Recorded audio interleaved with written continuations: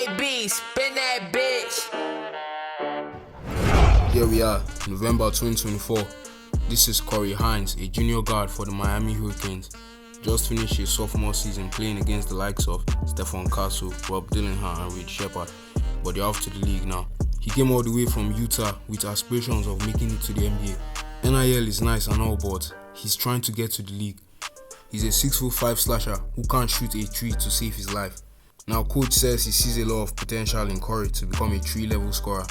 And since Miami didn't have much recruits this year, he's going to be the starting shooting guard, despite the fact that Miami recruited Jelu Betea this year. But for the first 2 years of his college career, he has been coming off the bench. But coach believes in Cory, and this year is his year to make something happen. So in his first game of the season, he proved not only to coach, but everyone watching that he's going to be that guy for the University of Miami. The Miami Hurricanes headed to Alabama to open up their season, and Cory was excited for this game because Alabama featured Mark Sayers, who is regarded as the best point guard in all of college basketball. And the reason for his excitement is because Cory realizes that if he wants any chance to get drafted, he's going to have to prove himself as one of the best guards in college, and it starts with games like this. If Cory can outperform any guard he plays against, that's going to project him as the best guard in the nation. But you see, Mark Sayers wasn't going for none of that. While Cory lacks in shooting threes, that's something Mark Sayers specializes in. Now Cory isn't going to come back and shoot a three of his own. Instead, he's going to get his teammates involved like any true guard would. Mark Sayers was clearly dominating, proving once again why he's better than Cory and every guard in the nation. And Cory isn't going to pull for 3, but for 2 in that mid-range area. But don't get it twisted, he isn't an elite mid-range shooter. That's just the part of his game he's been working on consistently, and it showed in this game. He may have gotten carried away, but Cory really wishes he could shoot the ball like Mark Sayers. At this point, we already know Cory can't shoot, but we know he can attack the basket and put people on a poster. This dunk was a statement, letting everybody in the arena know that Cory season 3 isn't here to play, and he finished with 26 points, 5 and 5, while Mark Sayers finished with 25, 5 and 9 as he led Alabama to the win. Few games into the season, and Cory would find himself in Cameron Indoor Stadium facing off the Duke Blue Devils, and with a record of 10 wins, 1 loss, you can say they're the best team in the NCAA. And why wouldn't they? Duke had Tyrese Proctor as their point guard, Kaman Maluach standing at 7'3" down low, Konkonipo at their 3, and the projected 2025 first overall pick, Cooper Flagg, the phenomenal freshman who he classed up. Coming into this game, Hoop Graham has me ranked 41st in the nation, and I started this game off shooting free throws, which is something I'm very good at. I can't be driving to the basket all the time expecting not to be fouled, so when I am fouled, I can earn 2 points at the line. For this game, if it wasn't Kaman Malua down low and Konkonipo spraying trees, it was definitely Cooper Flagg doing both. And if you want to know my highlight of the night, it was when I rose up against Kaman Malua and threw it down. Best highlight of my career to date, dunking over a 7'3" specimen like him. Definitely hyped me up, but Duke was still the better team as Cooper Flagg knocked down this tree that instantly snapped me back to reality. Even though I just had that dunk, we had a game to win and Duke was already winning. There's that mid-range shot again, not elite, but it's definitely working. And after that shot, I got into my bag a little bit. Sadly, it was too late as Cooper Flagg and Duke rained on us. Isaiah Evans even had me jumping for joy. And as for Coop, there's a reason why he's number 1. And as for me, I remember one play, I threw up an air ball. I had to redeem myself after that. And for the final play of the game, Tyrese Proctor threw the ball almost 12 feet in the air, and Kaman Malua threw it down. We lost the game and I finished with 22 points, 3 assists and 3 rebounds. And after the game, Kaman Maluach approached me, telling me he was going to get me back for that dunk next time we played. Mid-season, we played the Texas Longhorns, and Cory would match up against Trey Johnson, a freshman guard who's been tearing up the SEC. And between Cory and Trey, they were basically the same stature, and Cory didn't take this matchup lightly. At one point, he even put him on a poster, but Trey was a dog, so he would come back right after and score on Cory. And these two went back and forth basically the entire game. Trey was getting the better of it at the beginning of the game, but Cory decided to bring his entire bag. These two guards put on a show, and Cory was ranked number 39th on the prospect rankings, and Trey Johnson was ranked number 7, even though Cory had way better stats than him. Cory would eventually win this matchup, but the Texas Longhorns were on track to win the game. Trey Johnson finished the game with 19 points, and Cory dropped a career-high 35 points and finished with a double-double. That boy was swinging that rock like CP3. Unfortunately, Texas still won by 9 points, and with the final play of the game, Cory let it be known to Trey and every guard out there that he's coming for the crown. Biggest game of Miami's season was against the Florida Gators, a rivalry game in the state of Florida. Cory's rank shot up to 33 after pulling up a career high against Texas, and Walter Clayton Jr. came out here struggling, and Cory was grabbing boards and attacking the basket like every other game. Cory was on a fast break one time, and he went up for the dunk and switched into the layup, just showing off that bounce. And after that, he would send Elijah Martin to the ground and catch the shot. Cory was really balling, looking like a professional the way he was scoring. You see him going baseline for the reverse. At this point, nobody really had the lead. The game was close, but the play that shifted the momentum was when Cory threw a 360 dunk in-game. That play gave Miami huge confidence, as this was also a home game for them. But Walter Clayton Jr. stole that momentum back with a big-time three in the clutch, and Elijah Martin would do the same. And 3 by 3, Florida would get back into this game, but Cory would close out the game with free throws to win the game for Miami by 2 points, as he finished with 26 points and 9 assists. Now that the college season is over, I'm left with a huge decision to make, whether I'm to return to Miami for my senior year or declare for the NBA draft after the kind of season I just had. At the time, I could only imagine playing for my hometown team, Utah. Can you imagine if they drafted me? And that became a dream of mine, so I decided to let the University of Miami know that I will not be returning for my senior year. I'm heading to the draft, and with that decision being made, I got invited to the NBA draft combine, where I saw a lot of familiar faces that I saw throughout my junior season. But everyone here had one goal, which was trying to raise their stock and get as ready as possible for the NBA. And just like me, the players here are about to get drafted as either a first round pick, lottery pick, or even a second round pick. But it all determines on what you did during the season and what you can contribute to a team on the next level. And this draft is loaded with different kind of prospects, from shot creators, sharpshooters, playmakers, slashers, defenders, 3-level scorers, rim protectors, and athletic finishers. It all depends on what you like. And as for me, all the work is done. All I can do now is wait to hear my name called in the draft.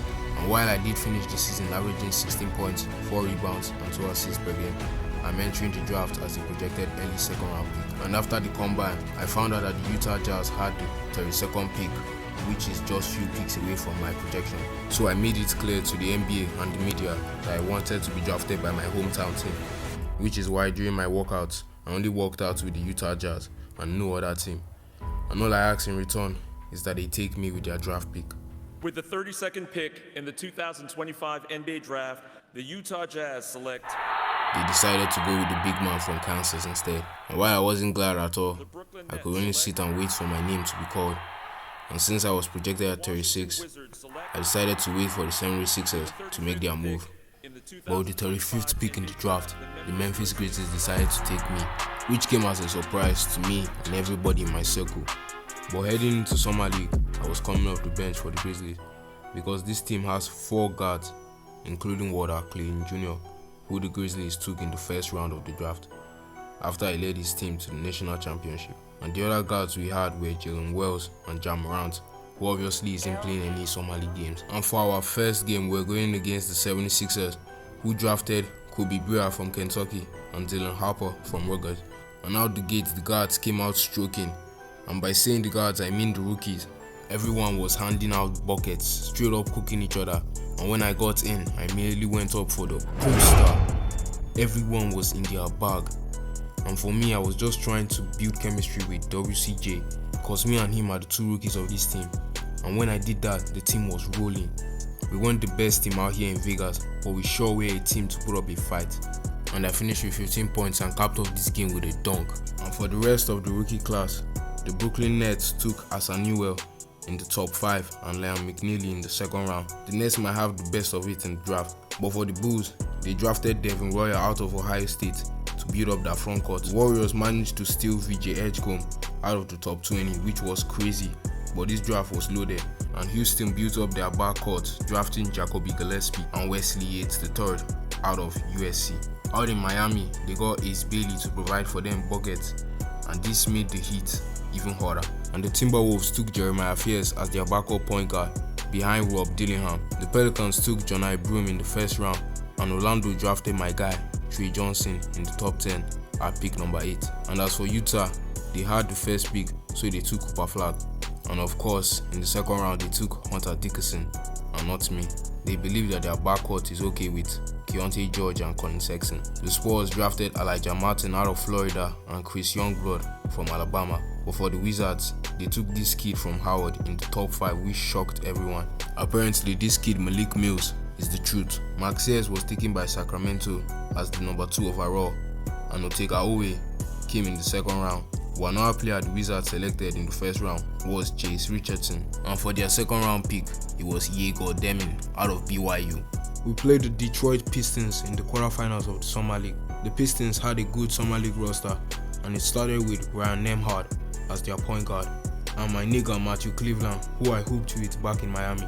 Nembhard came out the gate aggressive, and as he did that made WCJ aggressive too. Pistons also drafted Greg Winston from Baylor University, aka the coldest white kid, and I got the chance to trade buckets with him in the second quarter, as coach gave me the task to guard him. He didn't make that easy for me, but I think I did a good job. Start of the third quarter, and I threw the lob to Armando Baker as the Memphis Grizzlies added him to our Summer League roster, and I can't lie on how he made a big impact to our team. One time I remember Greg Winston made a circus shot over the backboard while I thought I was locking him up. The brother was really hooping, but you could also say the same about me. Tonight, I put the B in ball as I was getting these cool starts, but thanks to the Piston guards, we lost in the quarterfinal to end our 2025 Summer League campaign. And what's crazy is this dude Ryan Nembhard absolutely humiliated us with almost 40 points on the night. But now it's time for me to focus on getting prepared for the 2025-2026 NBA season. Opening night of my NBA career began at Memphis, Tennessee, as we went up against the Portland Trail Blazers, featuring the guard playoff Anthony Simons and Scoot Henderson. And this was a game we were expected to win, with me as the backup to the backup point guard, so I didn't expect many minutes in my debut. The coaching staff put me in the final minutes of the game cause it was already a blowout, and I finished my NBA debut with 0 starts and I only shot the ball 1 time. We're only about 5 games into the season, and I'm starting to wonder why this team drafted me. I'm barely averaging 4 points per game, and I'm hardly getting any playing time. We played the Utah Jazz one game, a home game for us, but Utah came to ambush us at home. With Lauri Markkanen, Cooper Flag and Keontae George, we weren't ready for what Utah was dishing out, as they came into our house and blew us out.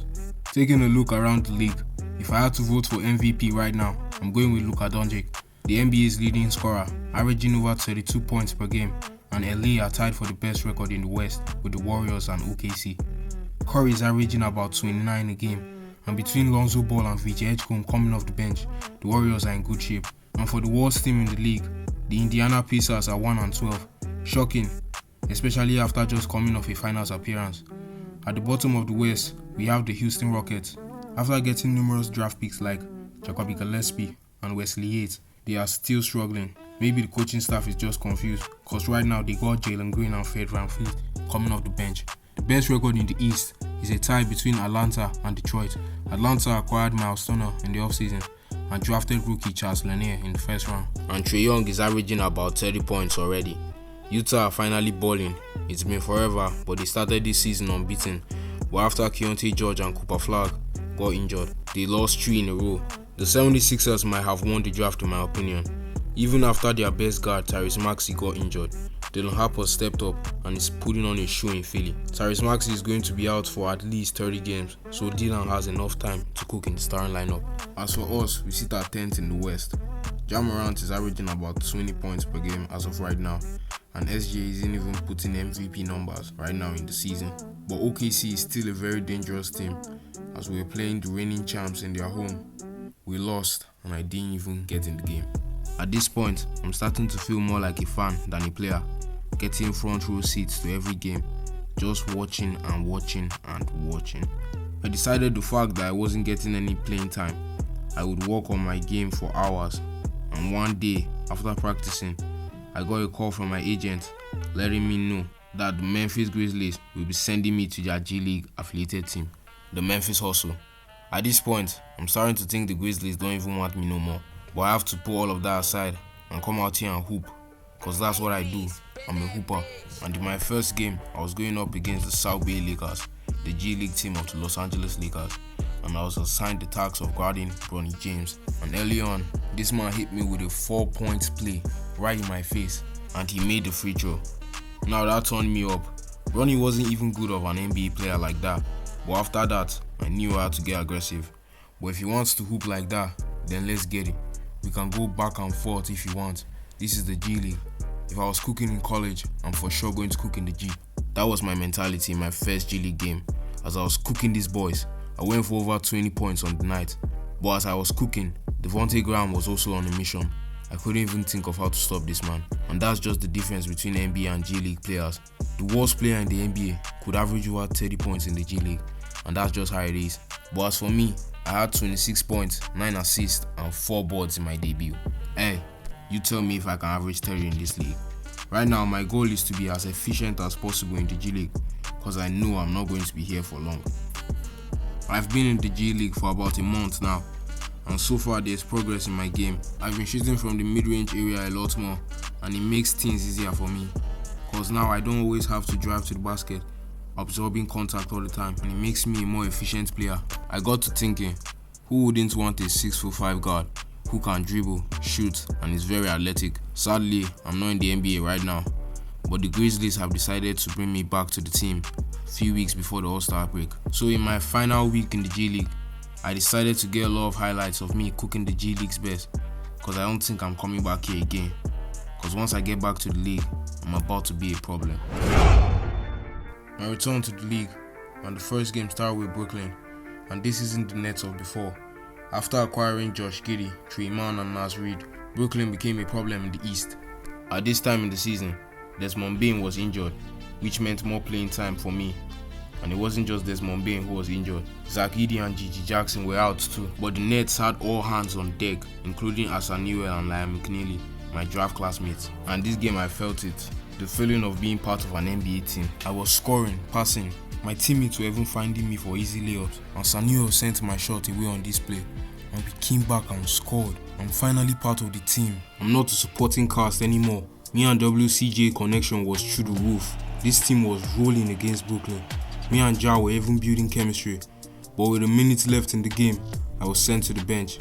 We lost by 1, and I dropped 8 points, and Ja Morant had 32. Just right when I thought I was part of the team. I went games without touching the court, and even if I did, it was a blowout. But my situation now is definitely better than the beginning of the season. I was on the bench for long, and it was cold. Desmond Bane came back from injury, and my minutes were non-existent. But anytime I got in the game, I kept showing flashes of greatness. This was never how I thought my rookie year would pan out, but this is my reality. We went to Dallas one time, and coach put me in early, this time in the second quarter, and I started off a little shaky, but my teammates gave me easy looks, especially around the rim. Dallas drafted Brian Kalkbrenner out of Creighton, and he found Klay Thompson wide open here for the 3. After a couple missed shots, I found my rhythm. But as you can see here, AD wasn't making it easy for me. So I locked in and I finished with 8 points against Dallas. We went to Utah. This was a long road trip we had. But as for this game, my matchup was Colin Sexton. And I can't lie, it definitely wasn't easy to guard him, but he couldn't guard me also. We won the game and I finished with 6 points. But Cooper Flagg, he had 22. There's levels to it, but he definitely had the upper hand as he's a starter for Utah. Our road trip led us to Houston. They figured it out now. They are better, but they are definitely not making the playoffs. As for us, our record is 35 and 33. We're in playing range, but we still have more games to play before the end of the season. But as for right here in Houston, we were destroying the Houston Rockets. We were up as much as 30 points in the fourth quarter, and I finished the game with a career high 16 points. The regular season is over now, and it's time for playoffs. But before that, I figured I should let you guys know that Jalen Harper won the Rookie of the Year award, and Victor Wembanyama was the Defensive Player of the Year. leading the NBA in blocks per game, and the Joker has now won his 4th MVP award, cementing himself as a future Hall of Famer. After my workout session, I checked my phone to see who were playing in the first round of the playoffs, and let's just say it's going to be a tough task, or so I thought. We played the Oklahoma City Thunder in a series that I thought we were going to lose, and get swept. We won both Game 1 and Game 2, and we had a 3-2 lead in the series. OKC won Game 6 at home in a blowout fashion, which meant I got playing time, and we were going to have a Game 7 at Paycom Center. Game 7 versus the reigning champs of the first round of the NBA playoffs. Some would think we don't have a chance against the likes of SGA, Jalen Williams, and Alex Caruso, but we've played this team a lot of time this season, and we know what needs to be done to get the win. The Thunder sent the Grizzlies out of the playoffs last year in the first round, and I wasn't here then, but for guys like Ja Morant, this was personal. So we came out here and blew out OKC in Game 7, and I even got some playing time. Who would have ever thought the Memphis Grizzlies beat the OKC Thunder in Game 7 at Paycom Center? But we did it. But the competition only gets harder from here, because our next series against the Los Angeles Lakers, Western Conference Semi-Finals, Game 1 at Crypto Arena, and the arena is packed, no seat on sat, as everyone is here to see the Memphis Grizzlies, the 6th seed, play against Luka and LeBron, the 2nd seed in the West. And starting off the game is 41-year-old LeBron with a dunk. This is year 23 for number 23 on the Lakers, and LeBron doesn't have many of these years left, so this series meant a lot to him. We knew the Lakers were the 2nd seed for a reason. At first we thought it was Luka we were going to have to worry about, but LeBron started this game aggressive, and plays like this gave the Lakers a huge lead in the first half. I knew this was a serious game for us, so I waited patiently on the bench for coach to call my name. Luka started going off in the 3rd quarter, but when you have players like Dalton Connect doing stuff like this, it started to get dark for us, and it got even darker as Jaren Jackson Jr. fell to the ground holding his knee in pain, and the Lakers didn't even give a damn. They kept on playing, and Ja Morant got angry, so he pushed Luka to the floor. But in the 4th quarter, with less than 2 minutes, it was a blowout, so the coaching staff sent the starters to the bench, and I got some playing time as we lost Game 1 in Crypto Arena. We are back in Crypto Arena for Game 2, and same arena, same result, as we couldn't find our stride and the Lakers blitzed us. But now we head back home for Game 3. Game 3 of the Western Conference Semi-Finals. Sadly, Luka went off, and the Lakers go up 3-0 in the series. Game 4, our last hope of redemption. Since Game 1, the coaching staff hasn't put me in the game because our season is on the line. But in Game 4, the Lakers had it, and we got swept in the Western Conference Semi-Finals. Our season is over. My rookie season is over, and I finished it averaging 5 points. As for the Lakers, they went on to win the whole thing after beating the Boston Celtics in Game 6, which meant LeBron got his 5th ring, and Luka got his 1st, and many more to come. And as for me, I'm just going to be working on my game this offseason, because I know the Grizzlies wouldn't hesitate to cut me in a heartbeat, and hard work pays off. So I'm coming different next season, and I hope to see you all in the 2026-2027 NBA season.